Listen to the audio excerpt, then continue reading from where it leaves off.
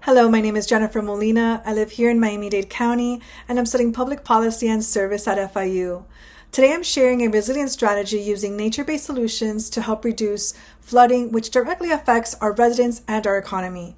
This infographic shows the full overview of the issue, including why flooding is worsening, what my public policy is, how we can implement it, the short and long-term outcomes, and I'll also walk you through these sections more clearly over the next few slides.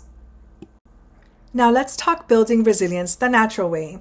As many of you know, Miami-Dade is extremely vulnerable to flooding. More than half of our county sits 6 feet or less above sea level.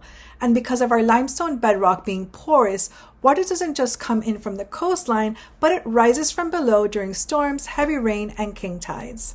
We've already experienced more than 9 inches of sea level rise since 1950, and projections show another 10 to 17 inches by 2040.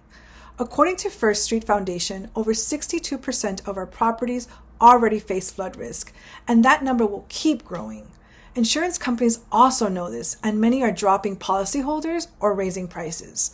By 2070, up to $53 billion in property will be at risk, and just one 10-year storm tide event could cause $3.2 billion in damage. All of this makes a case for solutions that are effective, sustainable, and financially responsible. We owe this to our taxpayers.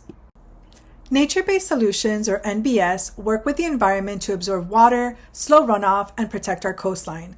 Examples include restoring mangroves and wetlands, building living shoreline, adding rain gardens and bioswales, which you can see alongside the underline below the metro rail, and using permeable pavement, which is porous pavement. City of Miami has been using this in their Smart City pilot program, actually.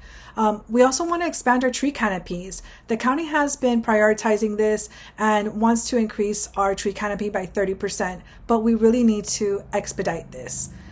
We also need to preserve our open land so stormwater actually has somewhere to go.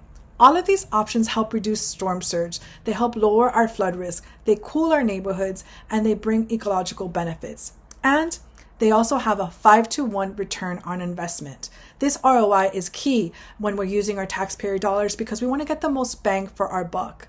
This makes them one of the most cost-effective options rather than just relying on pumps and concrete. My policy recommendation is that Miami-Dade County adopt nature-based solutions as the county standard by 2030. This means mandating NBS in all new and retrofitted flood mitigation projects and funding the work through the Miami Forever Bond, EPA programs, and state resilience grants. Now, let's get to the good part. How do we get this done? Here's how we can implement this within 1 year.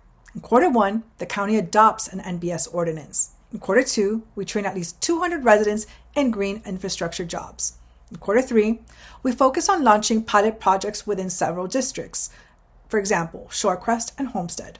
And in Q4, we are all about scaling this countywide and reporting the progress. In the short term, within 1 to 2 years, we can reduce flooding in the pilot zones. We can create more than 200 local jobs, and we can increase public confidence. In the long term, within 5 to 10 years, we can reduce flood losses by 15%, help lower insurance costs, and expand green space and equity benefits across the county. And my final ask is simple. I'm asking that the Miami-Dade County Commission bring this policy forward for a vote. Our residents are already feeling the impacts of chronic flooding, and nature-based solutions are offering a proven, cost-effective path to protect our neighborhoods and strengthen Miami-Dade County's resilience. Our county residents deserve it. Thank you.